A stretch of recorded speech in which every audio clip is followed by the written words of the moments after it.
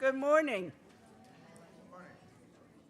My name is Greta, and I use she, her pronouns. Or actually, I request that you use she, her pronouns. I have the honor of being your worship associate this morning. Please take a moment to put your mind, your spirit, and your cell phones in worship mode. We welcome everyone here and online to the Unitarian Universalist Church of Roanoke, with a special welcome to those who are joining us for the first time. We hope you stay after the service for coffee in the fellowship hall. Let's take a second to stand up and connect with everyone watching at home. For those of you online who wish to share your joys and concerns during the service, please put them in the chat in the next 15 minutes. Our church is served by our minister, the Reverend Jen Raffensperger. This week, we're pleased to welcome Bill Bespich as a guest in our pulpit.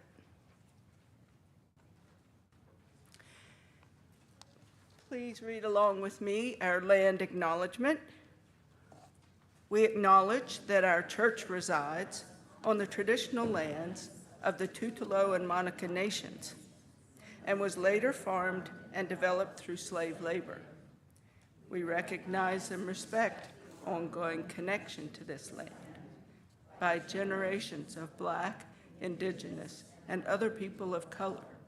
May our gratitude and fellowship here that rich history. Welcoming words in the covenant.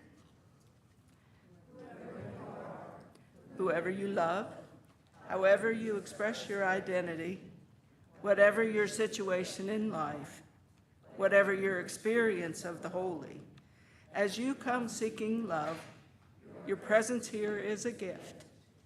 Whether you're filled with sadness, overflowing with joy, needing to be alone with yourself, or eager to engage with others, all who welcome all are welcome here.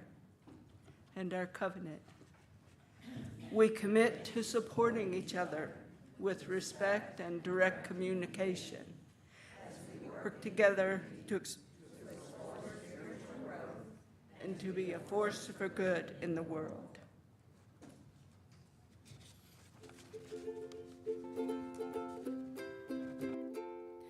What did you learn in school today, dear little child of mine? What did you learn in school today, dear little child of mine? I learned that Washington never lied. I learned that soldiers seldom die. I learned that everybody's free. That's what the teacher said to me. And that's what I learned in school today. That's what I learned in school. What did you learn in school today, dear little child of mine? What did you learn in school today, dear little child of mine? I learned that policemen are my friends. I learned that justice never ends. I learned that murderers die for their crimes, even if we make a mistake sometimes. That's what I learned in school today. That's what I learned in school. What did you learn in school today, dear little child of mine? What did you learn in school today, dear little child of mine? I learned that our government must be strong. It's always right, it's never wrong. Our leaders are the finest men, and so we elect them again and again. That's what I learned in school today. That's what I learned in school. What did you learn in school today, dear little child of mine? What did you learn in school today, dear little child of mine? I learned that war is not so bad. I learned of the great ones we have had. We fought in Germany and in France, and someday I might get my chance. That's what I learned in school today. That's what I learned in school.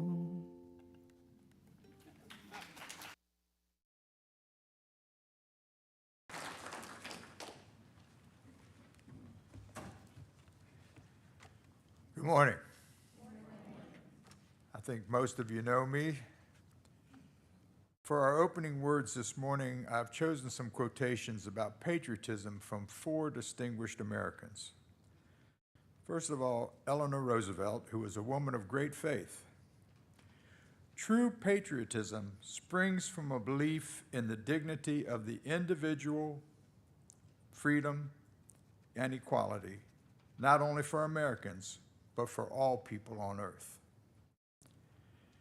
Adlai Stevenson II, who was a longtime member of the Unitarian Church in Bloomington, Illinois. True patriotism, it seems to me, is based on tolerance and a large measure of humility. George McGovern, who took divinity studies at Garrett Theological Seminary in Evanston, Illinois, which tended towards social involvement paired with a theologically liberal approach.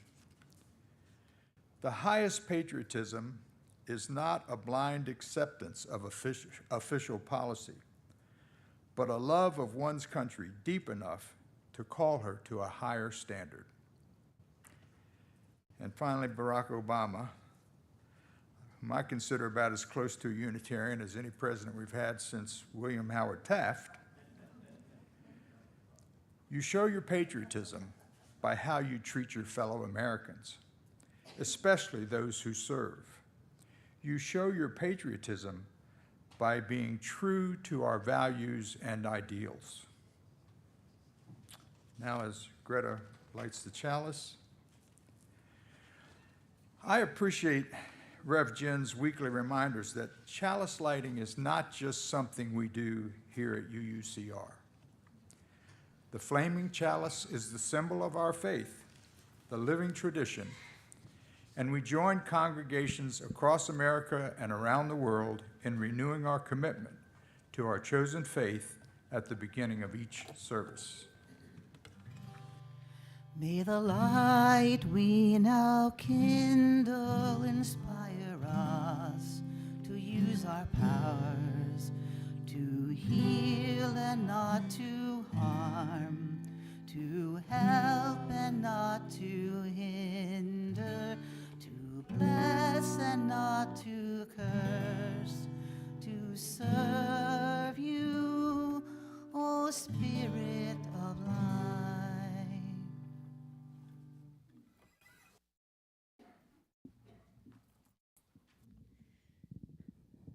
I'd like to invite up anyone who is young at heart, anybody who wants to actually explore this thing we got right here. And I know for some people this puts a little knot in your stomach. So if you are a young person, come on up. I've got plenty of room and plenty of exploration to do. And while they're coming up, I'll introduce myself. My name is Jessie. I'm the director of Lifespan Faith Development here. That means that I oversee lots of different educational things, and I use they, them pronouns. And I prefer that you use them as well. Thanks for that lead, Greta. Who can tell me what this is? It's the American flag. Did you all know that? If you can see it. It's really sparkly. Yep, it's super sparkly. Are they all this sparkly? No, they're not all this sparkly. So this is, who knows how many different types of flags we've had that are kind of in this theme? Way more than 5. 27. This is our 27th version of the American flag. Can anybody tell me what the stars stand for? The states. So how many do you think we started with on the flag? 13. I'm testing your history knowledge. So we started with 13 of them. How many are there now? Who knows how many states there are? 50. There's 50 stars on here. But in 1777, when Congress said we need a flag, it wasn't for the country. It was for the Navy. They needed a flag to sail on their ships because it's kind of hard to fight somebody when you're flying the same flag as the person you're fighting. So they said, we need a flag for our boats. Let's put a flag on the boats. And you know what? We're going to call part of it a new constellation. We are a new group. Who knows what a constellation is? What is it? It is a constellation. Anybody else? We're going to give somebody else a chance to answer too. It's a group of stars that make up a picture. Now, the first one just had 13 stars kind of in a line. And then this lady who we hear about a lot, and a lot of people say that she invented this thing, which we just found out that she didn't. Miss Betsy Ross said, you know what? Let's put them in a circle. It's a lot more attractive. So she put those 13 stars in a circle with all of the tops of them, all the little points at the top, pointing outward. Do you know why she pointed them outward? It was prettier that way. That's why she did that. But I think it's prettier that way too. Now all the points point which direction? Up. They all point up. But there are points that point all different directions too, because it's a star. Who knows how many stripes we have? Count them, count them, count them, count them. We're going to let Emma count them because she's counting fast. 13. Does anybody know how many colonies we had in 1777? 13. Good guess. Or answer. I know that you've reached that point in all your history studies. So it's all of those states that we had that were actually called colonies at the time. And these colors mean something. Now, some of the people in this room, including myself sometimes, get a little nervous when we see this flag outside somebody's house or hanging off their truck or on their T-shirts. Because sometimes it means they might not be super friendly. Because people have taken this flag to mean that they're better than everybody else. Do you think that's true? Yeah. You think it is? Well, I think it's true that they think that. But just because I have this flag doesn't mean that I'm better than everybody. Because you know what the colors mean? White means purity and innocence. So that means of what we're intending to. If we intend to use our power, which the United States does have quite a bit of power, and there are people in the United States with a lot of power. If we're going to use our power to be mean to someone or to keep someone from going to the hospital, is that pure? Is that kind? No, purity of intention. When they wrote this down, the purity of intention meant I intend to be kind. The blue is a big word around this church, and that word is justice. Yeah.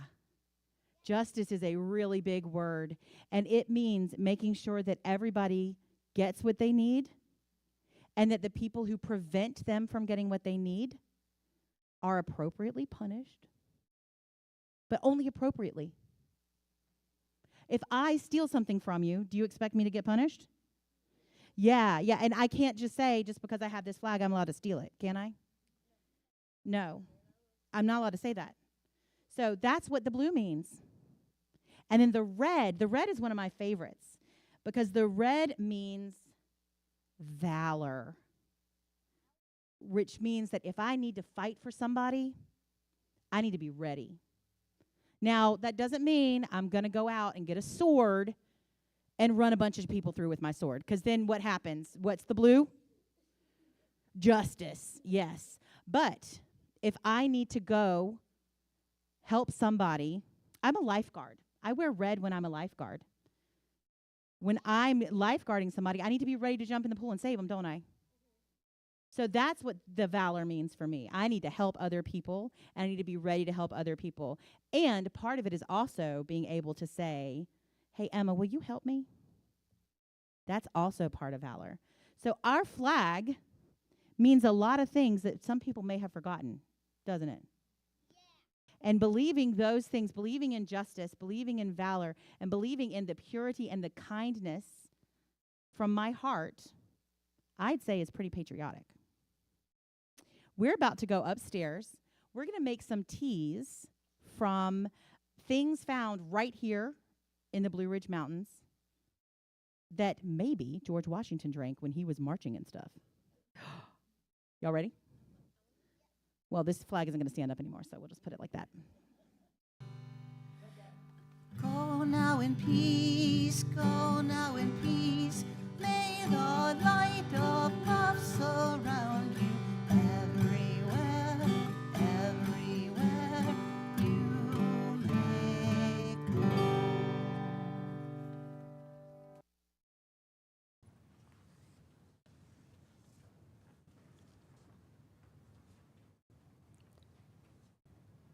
Our reading this morning was chosen by Bill. Please listen as if you wrote it. 77 years ago, our fathers brought forth on this continent a new nation, conceived in liberty and dedicated to the proposition that all men are created equal. Now, we are engaged in a great civil war, testing whether that nation or any nation so conceived and so dedicated can long endure. We are met on a great battlefield of that war.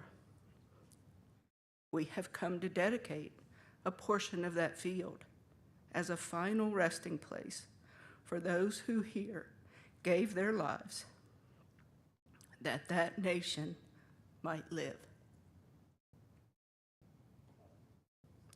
It is altogether fitting and proper that we should do this. But in a larger sense, we cannot dedicate, we cannot consecrate, we cannot hallow this ground. The brave men, living and dead, who struggled here have consecrated it, far above our poor power to add or detract. The world will little note nor long remember what we say here, but it can never forget what they did here. It is for us, the living, rather, to be dedicated here to the unfinished work which they who fought here have thus far so nobly advanced. It is rather for us to be here dedicated to the great task remaining before us. That from these honored dead we take increased devotion to that cause for which they gave the last full measure of devotion. That we here highly resolve that these dead shall not have died in vain. That this nation, under God, shall have a new birth of freedom.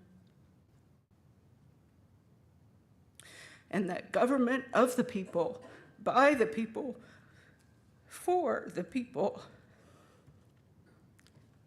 shall not perish from the earth.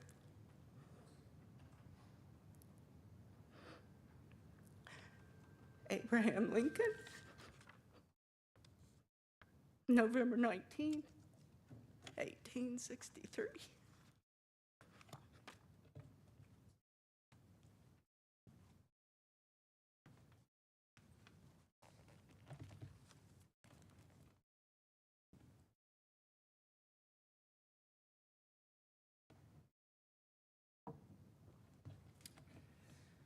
Thank you, Greta. And thank you to everyone who volunteers today to help make this service possible.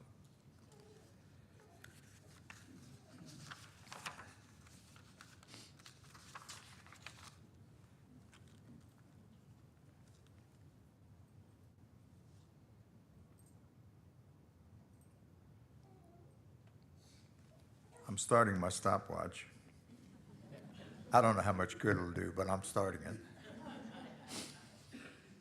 Shortly after Independence Day last year, I started thinking about offering a message on the triumphs and failures of our American experience. I was thinking of what Alexis de Tocqueville wrote in 1831.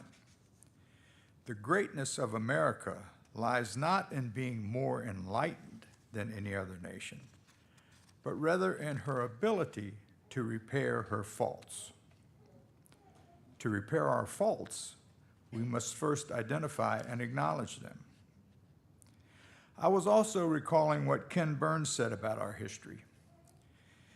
Being an American means reckoning with a history fraught with violence and injustice. Ignoring that reality in favor of mythology is not only wrong, but also dangerous. The dark chapters of American history have just as much to teach us, if not more, than the glorious ones, and often the two are intertwined. In her blog called Civil Discourse, Joyce Vance wrote on January 17, 2025, at the Summit for Democracy in March 2023, Secretary of State Antony Blinken declared that what distinguishes democracies is our willingness to confront challenges out in the open, transparently, to acknowledge our shortcomings, not to sweep them under the rug, not to pretend they don't exist. He continued, "This is one of our greatest strengths. It's what we mean in the United States when we commit to the enduring task of forming a more perfect union." And again, at the summit the following year, Blinken reminded us that democracy does not happen by accident. Rather, he said, we have to renew it constantly. I had thought that I would begin with a little true or false quiz on our nation's struggle to live up to the ideal of a more perfect union, both in our country and around the world. True or false? The United States is the land of opportunity. True or false? Not everyone in America has an equal chance of realizing their full potential. True or false? America has invested in the positive development of many other countries, providing food, vaccinations, and other medical supplies, and so forth. True or false? America has exploited the people and resources of many other countries. I could go on, but I think you get the idea. Our history is conflicted, and I had planned to entitle this talk as America the Beautiful, It's Complicated. As events have unfolded since January 20, I decided to take a different approach and use a different title. In a 1967 article entitled Civil Religion in America, sociologist Robert Bellah said that many Americans embrace a common civil religion with certain fundamental beliefs, values, symbols, holidays, and rituals in parallel to or independent of their chosen religion. So my question this morning is, can we practice our chosen faith while patriotically embracing some form of American civil religion? We can explore that question by asking another one. How do our shared values centered on love relate to our duty as American citizens? Our shared value on justice states, we work to be diverse, multicultural, beloved communities where all feel welcome and thrive. Affirmative action is an effort to ensure that all means all. Opponents of affirmative action maintain that the job or college admission should go to the most qualified candidate. That might work well if there were such a thing as the most qualified candidate. Every candidate for any position has strengths and weaknesses. No one has greater strengths than every other application in every qualification. We can work to ensure that those who are well qualified are selected in proportion to their representation in the population. Our shared value on equity declares that every person is inherently worthy and has the right to flourish with dignity, love, and compassion. The diversity, equity, and inclusion movement is under attack. Regardless of what anyone may say, no one can deny that we are a diverse nation made up of people from many different ethnicities, cultures, and religions. The controversy over inclusion is the question of whether everyone is entitled to equal access and opportunity. Equity is not about giving an unqualified minority an advantage over a qualified white person. It's about not giving a white person an advantage over a better qualified minority. Our shared value on transformation, recognizes that we adapt to the changing world. The world has certainly changed, and we continue to see changes that the Federalist Papers told us the separation of powers would never allow to happen. The efforts of an elite group of enormously wealthy men to take control of our country are a threat to democracy itself. How do we adapt? Certainly not by giving up, but by standing up, speaking up for things we know America has always promised and must still move toward, even if we never quite get there. In her letter from an American on December 7, 2024, Heather Cox Richardson reported on President Barack Obama's lecture at his foundation's Democracy Forum given 2 days earlier. He defined pluralism as meaning simply that, quote, in a democracy, we all have to find a way to live alongside individuals and groups who are different than us, end quote. What our shared values on pluralism recognize as diverse cultures, experiences, and theologies.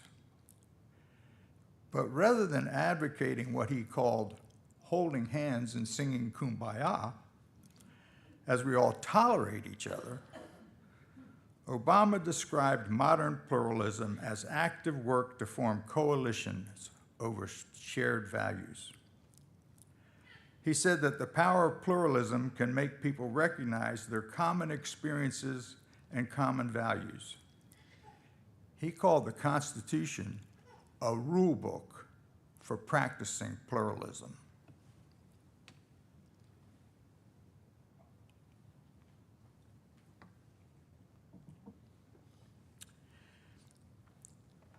As part of our shared values, we honor the interdependent web of all existence and acknowledge our place in it.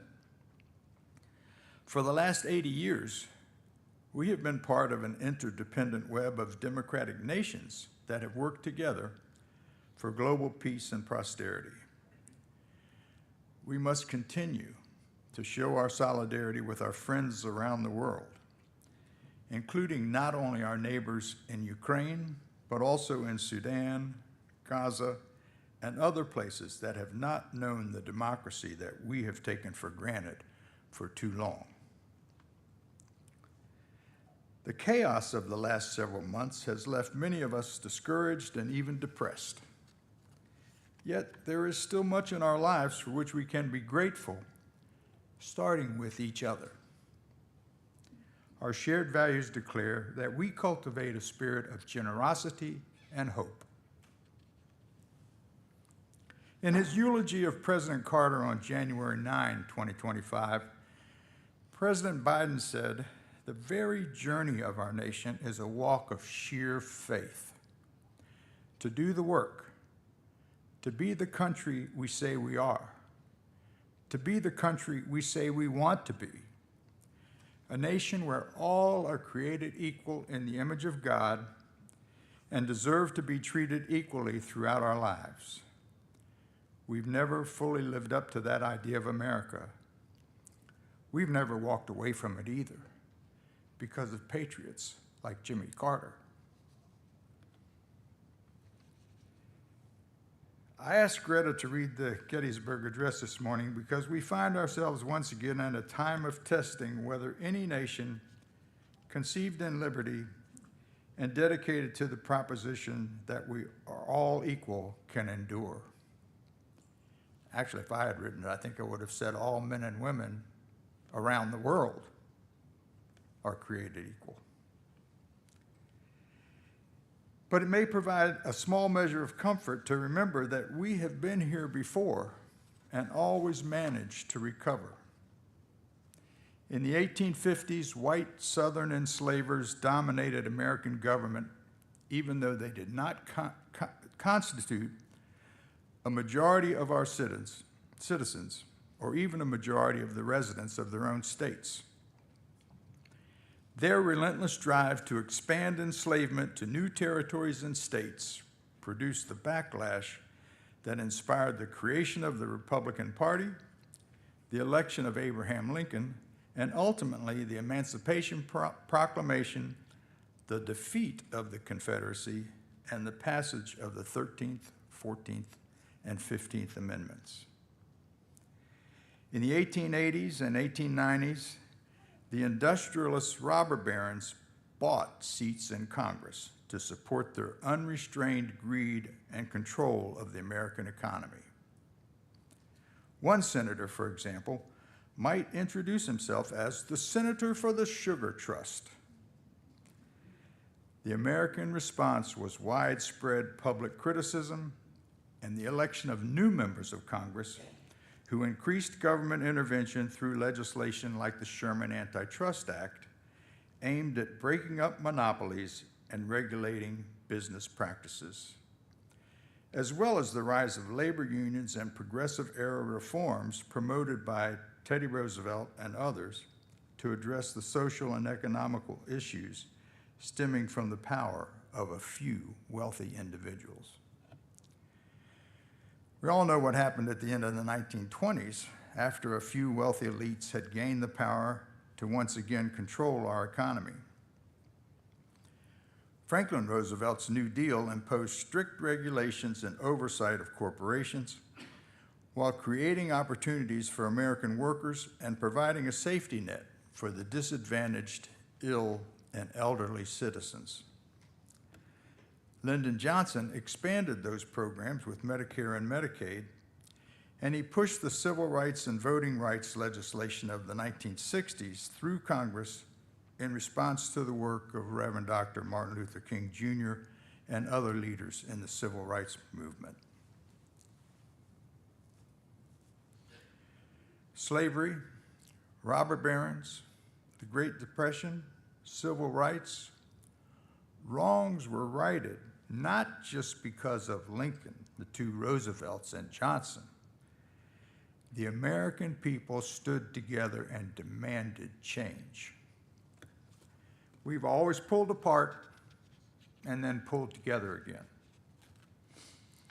This morning on Face the Nation, according to a transcript released on Friday, Ken Burns talks about our divisions during the American Revolution and the Civil War, the strong disagreements over FDR's New Deal, and the protest of the Vietnam War.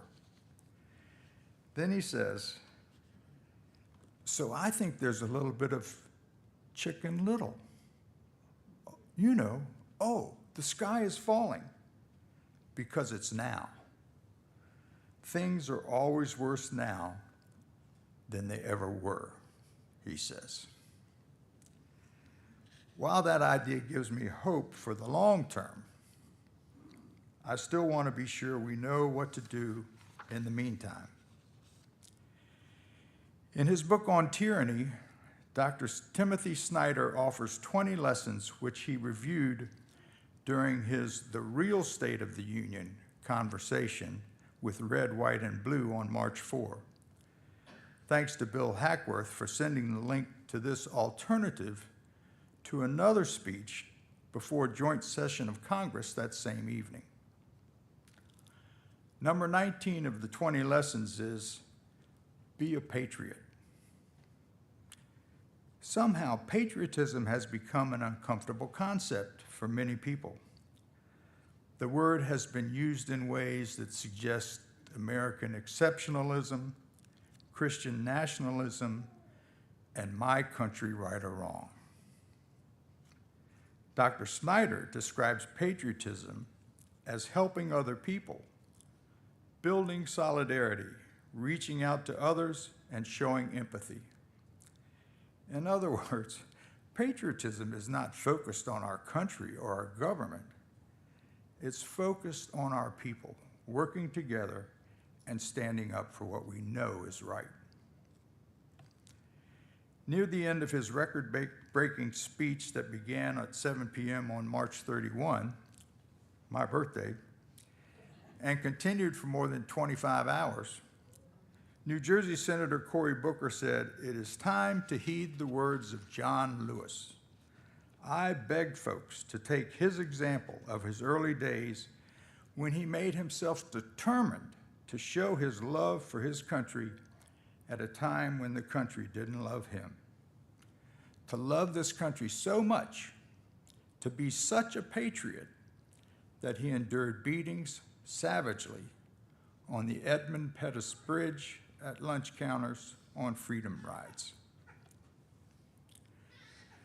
The late Richard Goodwin was the husband of Doris Kearns Goodwin. He was a major speechwriter in both the John F. Kennedy and Lyndon B. Johnson administrations. After he left the Johnson White House, he began to criticize the government's Vietnam War policies, beginning with a speech he delivered to the Americans for Democratic Action on September 17, 1966. In closing, this is what he had to say about the president he had so recently served, his political party, and his policies. "Some have called upon us to mute or stifle dissent in the name of patriotism and the national interest. It is an argument that monstrously misconceives the nature and process and the greatest strengths of American democracy. It is not our privilege, but our duty as patriots to write, to speak, to organize, to oppose any president and any party and any policy at any time which we believe threatens the grandeur of this nation and the well-being of its people." Now, I want to be sure you understand that while I have serious concerns about many of the policies coming out of Washington these days, I am much more concerned as I watch our government move away from the traditional American civic values of respect for the Constitution and the rule of law. That's the real unpatriotic, un-American threat to democracy. The best way to address that threat is by working with other people to build the beloved community, standing up for what we know is right, and committing ourselves to be a force for good in the world. So if you ask me if we can be true to the values of our faith and be patriots at the same time, I ask you, how can we not?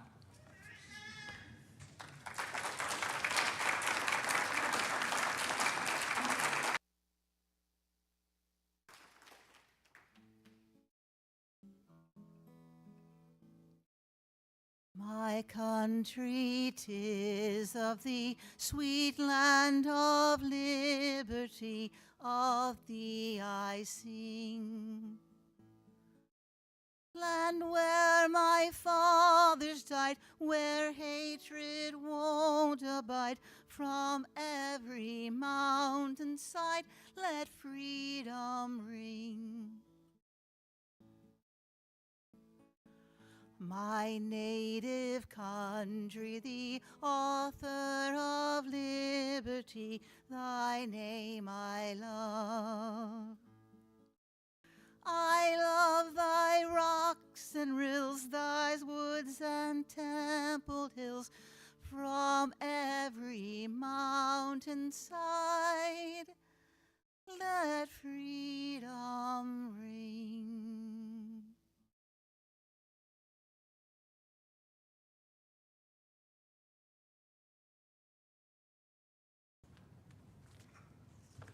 We come now to that time in our service each week when we invite you into generosity.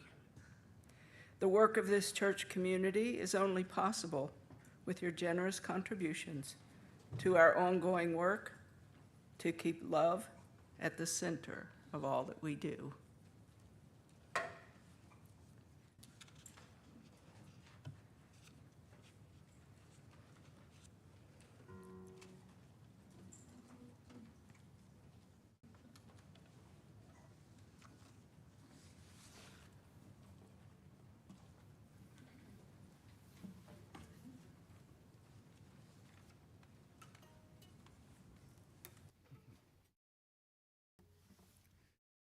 Well, good morning, everyone.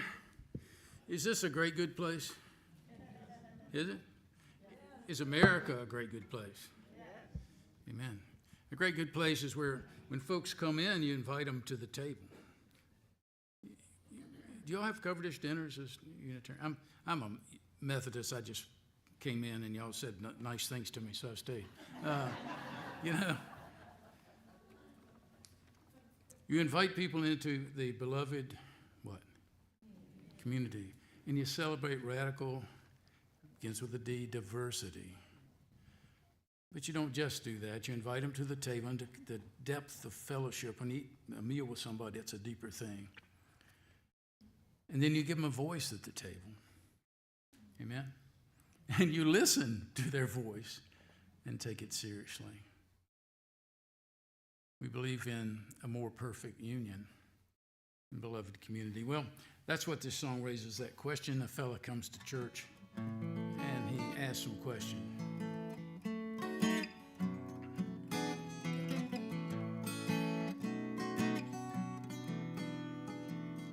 I'm looking for a great good place, full of hope and amazing grace, a place where love flows all around. Tell me, friend, is this the place?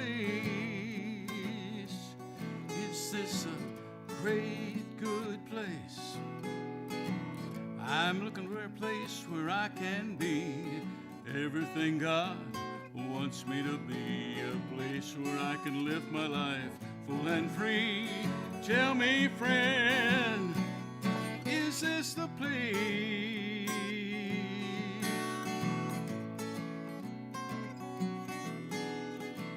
There's a lot of trouble in this world, I know. I need a place where I can be everything I want to be. Oh, is this the place? Is this a great, good place? I'm looking for a place that's safe for folks just like me, a place where I'm loved just as I am. Tell me, friend, is this the place? There's a lot of trouble in this world, I know. I need a place where I can be everything God wants me to be. Is this the place? Is this the place? Is this the place? Thanks, my friend, for coming here today. In answer to your question, I just gotta say, everyone is welcomed to this beloved what? Community. And we celebrate radical diversity. Oh, well, here love flows all around. Isn't that right? You love me, and half of you know my name already. I don't know yours, but that's pretty cool. That's really, really cool, you know. This is a great, good place.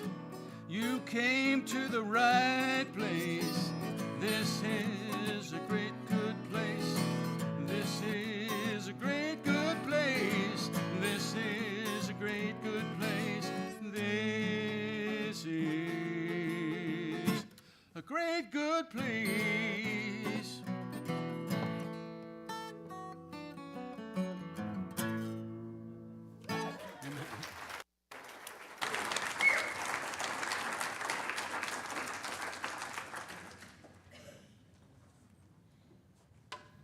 Thank you all for your generosity.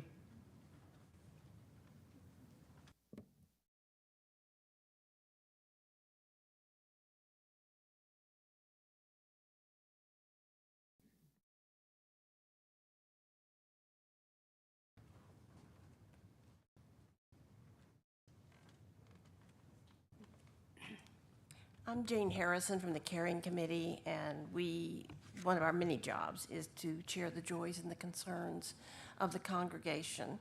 If you have a joy or a concern that you want the congregation to know, you can call the church office, you can tell somebody from the Caring Committee, or you can write in the Lifelines book, which is kept on the altar in the morning, Sunday mornings. There's a number of joys and concerns this morning. First of all, and let me put my glasses on so I can see. Apparently on the 6th, but right after the holiday, of course, is Bonnie Evans and Richard Evans' 57th wedding anniversary.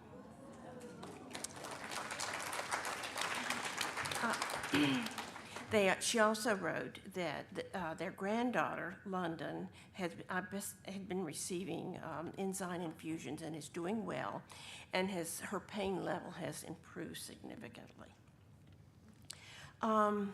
Also, this is a Unitarian miracle, of course. Mary Bishop and Dan Crawford were in a serious rollover car accident on Friday. Thanks to Dan's quick and creative actions, both Mary and Dan were able to avoid serious injury.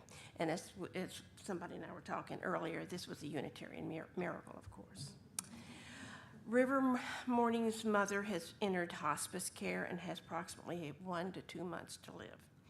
After her death, River will need to find a new place to live.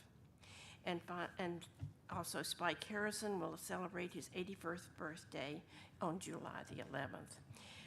Kumar has written a political concern, and considering the wonderful talk we had this morning, we can discuss that in the coffee hour after church, after the service. If you've got a joy or a concern in your heart and you would like to come to the altar at this time, please, we'll light a candle and use both sides of the altar.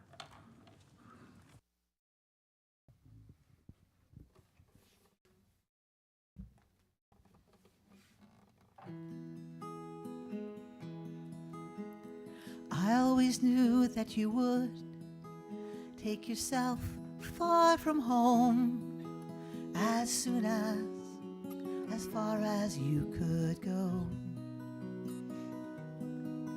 By the 1/4-inch cut of your hair and the army issue green, for the past 8 weeks I can tell where you've been. Well, I knew, I could see, it was all cut and dried to me. There was soldiers' blue blood streaming inside your veins. There is a world outside of this room, and when you meet it, promise me you won't meet it with your gun. So now you are one of the brave few. It's awful sad we need boys like you. I hope the day never comes, for here's your live round son.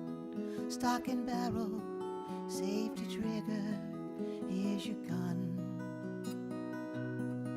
Well, I knew, I could see, it was all cut and dried to me.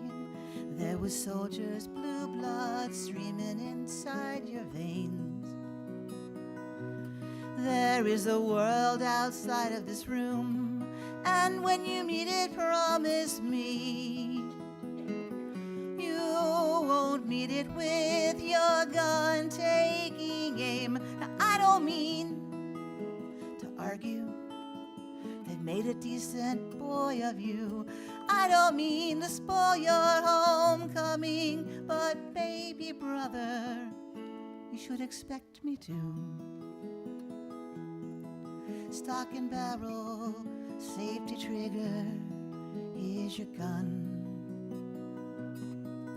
So now does your heart pitter-pat with a patriotic sound when you see the stripes of Old Glory waving? Well, I knew I could see it was all cut and dried to me. There was soldiers' blue blood streaming inside your veins. There is the world outside of this room, and when you meet it, promise me you won't meet it with your gun taking aim. Now, I don't mean to argue, they've made a decent boy of you. I don't mean to spoil your homecoming, my baby brother Jude. I don't mean to hurt you by saying this again. They're so good at making soldiers, but they're not as good at making men.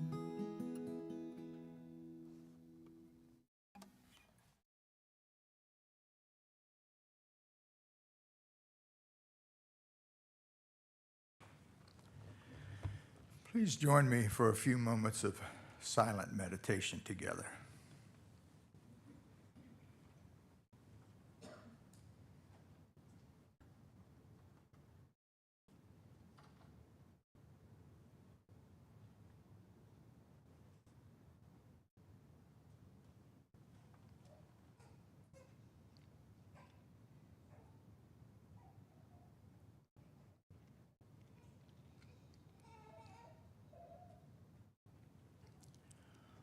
All will be well. All manner of things will be well. So may it be.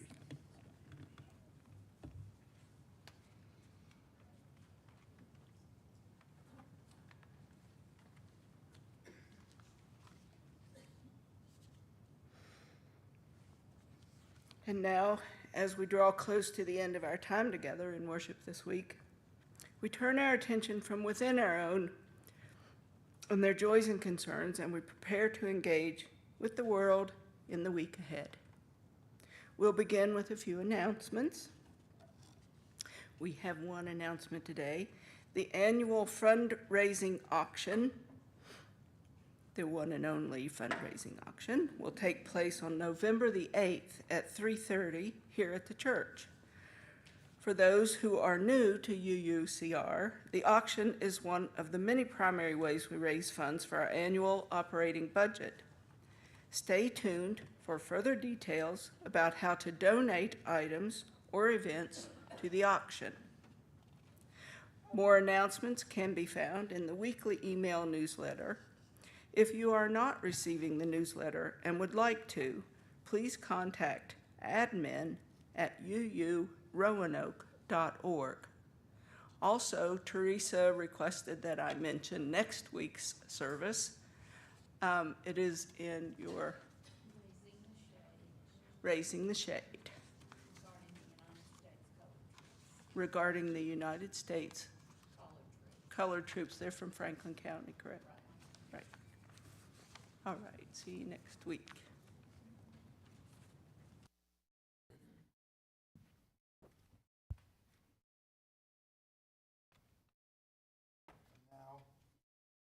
We extinguish this flame, but not the light of truth, the warmth of community, or the fire of commitment.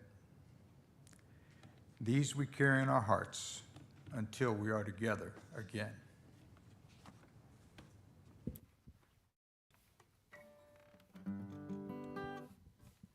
Well, I'm an old folkie. Any old folkies over here? There's a few around. Okay. You're very old, I can tell.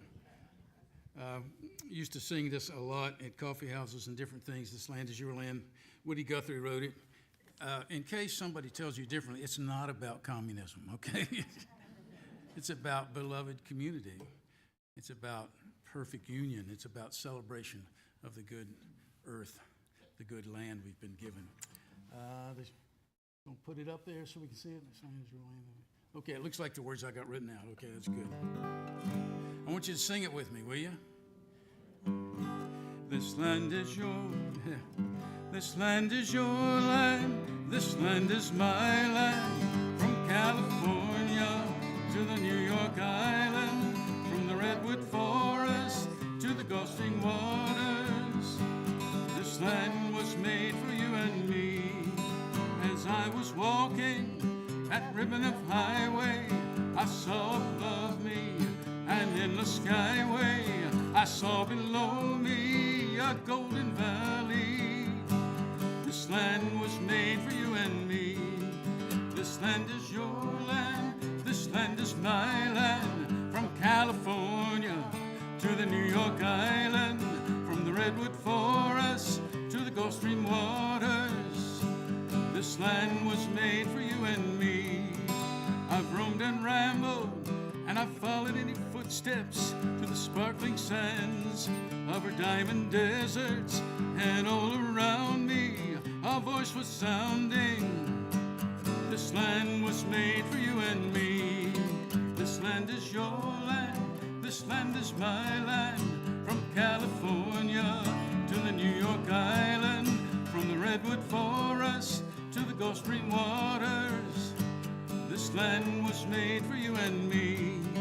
The sun came shining as I was strolling, the wheat fields waving and the dust clouds rolling, the fog was lifting, a voice came chanting.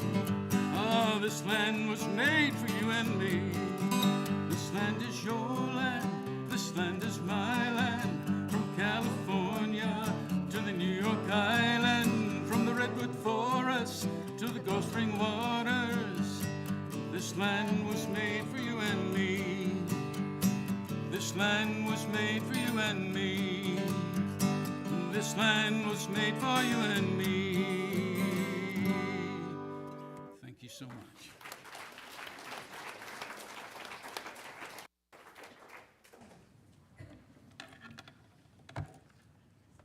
Be ye lamps unto yourselves. Be your own confidence. Hold to the truth within yourselves as to the only lamp. Go in peace.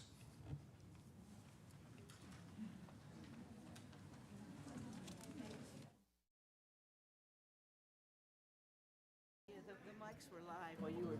I know, yeah. Thank you for them. Yeah. I want to make sure I was in tune. I was. So amazing. I can do that all day.